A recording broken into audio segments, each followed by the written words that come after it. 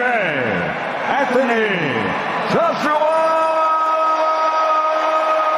Aren't many fighters not named Canelo Alvarez that can pack 70,000 in the house, but this is par for the course for Anthony Joshua. Yes, sir. Yes, sir, champ. World, Anthony Joshua. This man has become an icon in many ways for what he's been able to do outside of the ring. Rank Jake Paul if he wins this fight, and that will put him in position at least to fight for a world title. Whatever you want to say about Jake Paul, we were all there. Fight that's captured the imagination and generated huge interest. Two men who split opinion, a fight that splits opinion. It has to be the most eagerly anticipated 8-rounder that any of us. The fight between Anthony Joshua and Jake Paul will be full of excitement. Joshua has strong power, lots of experience, and an Olympic background. Jake Paul uses his speed, surprise moves, and unshakable confidence.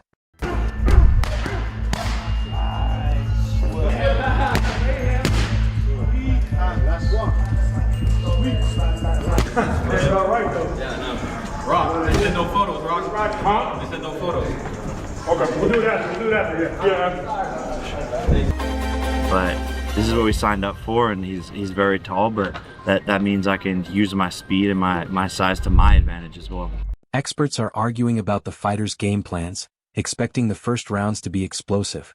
Both boxers are in top shape, making this one of the most exciting matchups.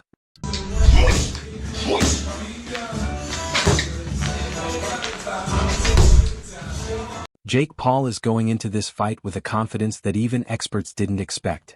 People who've watched him say he truly believes he can step up and win. Unlike some of his past fights, Paul is very focused and determined this time. Analysts say his mindset is key, and his confidence shows he is ready both physically and mentally. This shows he knows how big it is to face a former heavyweight champion, and he sees it as a chance to prove himself to the world. He's very big. I'm here to shock the world, inspire the next generation. We're in the Heat arena. I'm a big Heat fan. Miami's on fire. This is my first pro fight, was in Miami against Gibb. I'm bringing that same energy here. First round KO. BJ Flores, a well-known boxing expert and former fighter, takes a more careful view. He says that even though Anthony Joshua may not be in his best form anymore, this fight is still a huge challenge for Jake Paul. Flores explains that Joshua's experience, size, and skill make things very tough for someone who hasn't fought top-level opponents yet. He warns that taking this fight now could be risky for Jake and that slowly facing stronger fighters first might have been a safer choice for his career. Sick and losing to Andy Garcia, I don't think that means you're punchy. I think that means he's fought the best fighters, the best heavyweights over the last 15 years, and he's fallen short, of course. But he's a very, very, very, he's a very big man. He's got that Olympic pedigree, and that makes the fight against him very difficult. It does indeed, what do you think is the upside? There's always an upside for this fight against Jake. I guess if I play sort of the viewer's perspective, what people are saying on Twitter, they're saying it's a win-win for Jake. You fight a two-time former heavyweight world champion in Anthony Joshua. If you get knocked out, it's no big deal.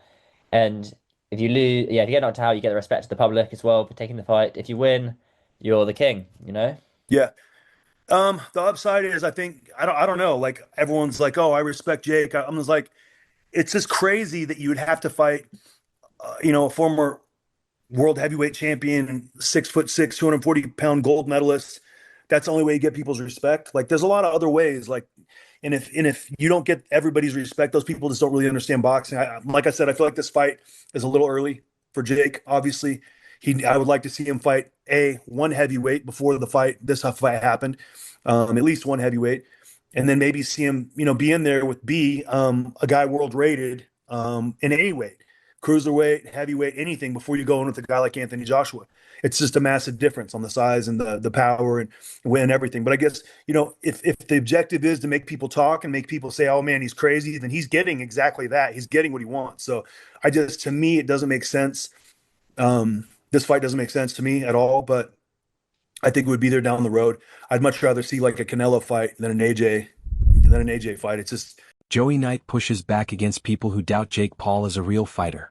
He points out that Paul has true punching power. Knight says the way Jake can challenge a pro boxer shows he's not just a joke or a show. This proves he has real skill, which supports Jake's belief that he's ready to face Joshua with a real chance to compete. You must be smiling and frowning at the same time. You must be smiling because it's happening and you're getting a mega payday. But surely you must be frowning at the fact that this kid and others out there believe that he stands a chance of even beating you. And look, if the stars align, maybe Jake Paul could close his eyes, he could put his head down, he could throw a punch sent from the heavens and he could clip AJ on the chin with it. But even if he does, I'd put my money on it that it doesn't do anything. I don't think it does anything to Anthony Joshua, even if Jake Paul does manage to clip him, because Joshua's never been hard to hit anyway. But the difference between getting hit by a Jake Paul and getting hit by a Daniel Dubois is monumental. And even that is an understatement. And the difference for Jake Paul in getting hit by a Nate Diaz compared to an Anthony Joshua is ridiculous. It's ridiculous. What do you think AJ would do to Nate Diaz? What do you think AJ would do to Tommy Fury? Come to think about it, what do you think Francis Ngannou would do to Jake Paul? And look at how that went. So either way, what I'm saying here is quite simple. Right?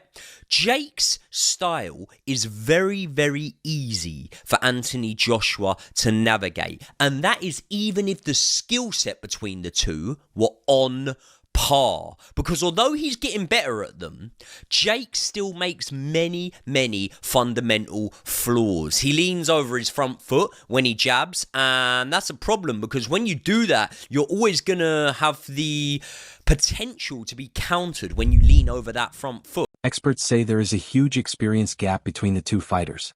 Anthony Joshua has faced some of the toughest heavyweights of his time. Even after a 14-month break, his past battles with champions and powerful opponents give him experience Jake Paul has never seen. Analysts explain that Joshua's skill, smart movement, and ability to adjust under pressure are challenges that go far beyond strength. They warn that the fight may depend more on Joshua's experience than pure athletic ability. Correct me if I'm wrong, right? And just to clarify, I don't class Otto Wallin as a very competitive fight. Every competitive fight that AJ is in from now until the end of his career and has been in for the last few years, I believe has taken something out of him. Every time he's in a competitive fight, even when he's won, and I'm not saying taken out of him to the extent where he's no longer a good fighter, no longer can do anything, but every single one has taken one out of him. So let's say, for example, you go down the Tony Yoka route and you can sell it as the 2 Olympic gold medalists and whatever. It's a lose-lose, mate. You're expected to knock him out. If you don't, then you go the distance. I think that's going to take something out of you. I actually think that this could be better prep for a Tyson Fury fight. Not just mentally as well, because he smokes him and it looks great, and then he's confident. This is what I'm saying, right? Not just from a stylistic boxing standpoint, but from the mental standpoint of the fact that if you go in there and you smoke Jake Paul, straight away, all of a sudden, it's headline news, it's massive, and as well as that, you're coming in off the back of something that's impressive, right? We all felt like the Francis Ngannou performance was really impressive, but it wasn't followed up with an impressive performance. So it doesn't actually determine whether or not... This is worse. This is worse than that. I don't know what you're thinking, Lawrence, but the Ngannou one, you could at least say heavyweight. You could say that his pedigree. So we didn't really... While he was coming from a different kind of method of fighting, end of the day, he's still a champion. We're talking about Jake Paul, guys. Recent comments from Bart Kwan, Joe Jitsukawa, Ryan Aim, and Steve Green show a big change in how people see Jake Paul in boxing. He used to be dismissed as just a social media star trying to fight for fun. Now more people see him as a real athlete. Analysts say this shift comes from the tougher opponents he has faced, which made him improve his skills, discipline, and strategy. Many fans, trainers, and commentators now agree that he can compete at a serious level, not just put on a show. This growing respect makes his next fights even more important, as they now test both his skill and his place as a true professional boxer. I'm just saying. I feel like the one that I was mostly from you was the Anderson Silva one. Oh, where Anderson Silva had like 1 sick round where he's like, whoop, whoop, doing it what Anderson Silva does and missing everything and cracks him and whatever. And then he just like the next few rounds, he's back to like just getting his butt kicked by Jake Paul and walking around, doesn't look the same. Yeah. But again, I don't think these guys are actually getting dropped to like faking. I think Jake Paul actually has that kind of power. I just feel like they kind of know the deal. Okay. Yeah, we're gonna fight. We're gonna fight. I make a lot of money. You make a lot of money, not as much money as me, but you make more money than you ever would. So you take it. It is what it is. But I don't know. Kind of sucks to see all these legends, right? Like of the sport. Like, you don't want to see that. You don't want to see this guy is losing to freaking Jake Paul. I will say I loved everything about the Tyson fight in the lead up, and then as I'm actually watching it, I'm like, all right, this is actually fucked up. My bad. Yeah, it's like senior. Even when he turns around on camera in the interview in the boxing room. Oh, dude, it was terrible. Bro, then they show his ass. Oh my god, that was so dirty. It was like such a sweet moment too. He's hugging his son. Everything's cool. Turns away and sees his butt, and it's like, man, that's not gonna not be funny though. No, yeah, you gotta laugh at that. That's crazy. Yeah. So what's the least amount of money that you would have to take to get into the ring with Jake Paul and lose? I mean, like right now in my career, I wouldn't do this deal. I'm still on the come up. TV personalities Jason Cundy and Jamie O'Hara say this fight is very hard to predict. They think many things are uncertain, including what strategy Joshua might use. They suggest Joshua's team may tell him to hold back some of his power so the fight stays safer for both fighters. This would change the usual style of a heavyweight match and might give Paul chances to take advantage when Joshua slows down.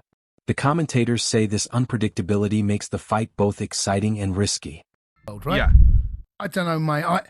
I think it's dangerous. Yeah, I genuinely think it's dangerous. Well, but that's putting a world heavyweight champion. But then the cynic, top 4-5 fighters in the world. Then the cynic in me tells me, YouTuber who's never had a proper fight. Right, the cynic in me straight away goes, I think AJ's probably going to be told, and I don't know this, don't go heavy on him the first round. No, he can't afford to do that. Anthony Joshua can't afford to do that. Okay, well, that's where I'm wrestling with my own mind right now. You asked me the question, how do I feel about it? I don't know what to make of it, mate. I seriously don't know what to make of it. I seriously don't. I think it's a joke. Yeah, I don't know what to make of it. I'll watch it because I don't know whether I will, JJ. Honestly, I probably will close the vote. Right now, I don't know whether I will. I don't know whether I will, honestly. I didn't watch. Was it Jake Paul that fought? Who did he fight? Mayweather. Tyson. No, Mayweather. I didn't watch that. Who fought Mayweather? Oh, it was. I tell you, it was. Who was the MMA fighter? Logan Paul. Logan Paul. The one that you didn't know the name of, yeah. Logan Paul, right? He fought Floyd Mayweather. I didn't watch that one either, right? I know, but Jake Paul's got a bit more boxing credentials. He has. Because he What about McGregor? Who did McGregor fight? Did he fight someone? McGregor, have I made that up? Yeah, I don't know. Where's your head at? I don't know, man. I mean, they all it's all over the gaff. You gave Andy your number and you gave him the talk. His name's Adam. Adam, sorry. You gave Adam the number. No. You said 03717 22 I gave him the sports. You gave him the sports number. No, but I don't. Get your head out. No, I don't know. I don't know whether I will watch it, actually, if you want the honest truth. On the Weight Concept podcast, the hosts talked in detail about the big size difference between the two fighters. Clemens explains that Jake Paul usually fights at about 90 kilograms, while Anthony Joshua fights around 111 kilograms. This big weight gap affects punching power, how well each fighter can take hits, and the way exchanges happen in the ring. The podcast says these differences are not just numbers, they have real effects during the fight, changing both defense and attack. Observers warn that Jake needs to prepare carefully for these challenges. His issues in making this fight, one, yes, that's the former heavyweight champ. Why is he fighting Jake Paul? And two, why is Jake Paul putting his health and well-being on the line? Because someone asked me on Twitter, Wade, if Jake Paul gets knocked out, will his career be over? Buddy, his life may be over if he gets knocked out by AJ, because that dude put Francis Ngannou flat on his back, and I had never seen Francis Ngannou hurt before. Again, it's boxing, not MMA. Jake has a little more experience, but we're talking about a massive size difference. AJ's still relatively young and still relatively got something left in the tank, and he's only fought the world-class guys for the last 10 years. This would be Jake's not only hardest fight, most dangerous fight of his career. If Jake is doing this, it could signal the last one. I'm not even joking. This could signal Jake being like, I'm having one more of these and I'm out. Because where do you go from Anthony Joshua? We'll get into that part in a second, but the Netflix thing. We know that Anthony Joshua is an exclusive fighter to DAZN. Eddie Hearn has stated that multiple times. AJ, I'm pretty sure, even has a piece of DAZN. I could be wrong about that, but he signed a mega deal years ago with them. So for this fight to take place on Netflix would mean DAZN would say, you can have one of our biggest cash draws, and I may be in a revenue share thing, or maybe Netflix pays them some money, but you can have our biggest cash draw, and we don't have an affiliation with it. That seems a bit unrealistic. But having said that, this isn't a report from anybody in the camp. This is not MVP saying it. This is not Eddie Hearn saying it. This is Mike Coppinger, who I guess has talked to people in the camp. But an independent source saying that they are finalizing a deal. Not that they're in talks. They are finalizing a deal. So this is, again, we're talking 1 yard line, first and goal, right? We're right there. Adam Catatarall worries about making this a full competitive fight instead of an exhibition.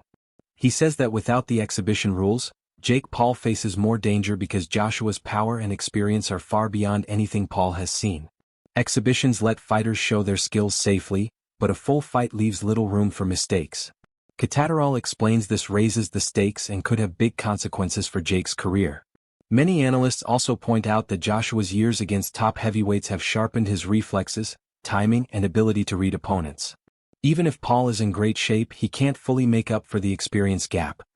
AJ's not fought in over a year. Yeah. Brutal knockout against Dubois. Yeah. Not the same AJ maybe of the past. He's 36. He's got a chance to earn £70 million, maybe to add to the 150 he's already got. Why wouldn't he do it? Because why would he want to maybe for 5 or 10 million fight Fabio Wardley, who's dangerous, Itoma, who's dangerous? Surely from an AJ point of view, it makes sense. Makes sense. From any fighter's point of view, it makes sense because you're in... Listen, belts don't pay your mortgage, do they? And I know he's got a lot of dough anyway, but 70 million... If someone's going to throw you 70 million quid to fight a lad that struggled and lost to Tommy Fury, you're going to take it, aren't you? Yep. So from AJ's point of view, yep, I completely get that. From Jake Paul's point of view, you're leveraging your audience in the world of boxing and making a ton of cash fighting the former 2-time unified heavyweight champion of the world. Mate, most boxing fans would bite your hand off at that opportunity, especially if you're throwing 70 million quid in the pot as well. I've no problem with the promoters. My problem is that it can't be a legitimate fight. Let's be dead honest about this, right? Eddie Hearn said it will be. Listen, there is no commission on the planet that can authorise that fight. It's a 2-time unified heavyweight world champion, still in his athletic prime. You just said he's 36. We're not talking Mike Tyson age of 50-odd here now, are we? Olympic gold medalist. He's had 13 world title fights as AJ. 13 of them. Against the very best guys. And could take his head off. Like he done Tengana. It is dangerous. Yeah. It is absolutely dangerous. Like I've just said, Jake Paul struggled with Tommy Fury. The levels between these two guys are ridiculous. The commissions cannot sanction that as a legitimate fight. There has to be a rule change. It has to be an exhibition. And then you can have a little bit of a move. Hold on, Gab. Let's go back to proper boxing. I'm with Cats here. This is ridiculous. Big story, though. Oh, listen, it's because it's AJ, because it's Jake Paul. It's going to do numbers and capture people's eyes, right? But there's no way it's a proper fight. It can't be. Yeah. Give me 6 pints of Guinness. I'll take on Jake. That's all for today's video. Stay tuned for the next one.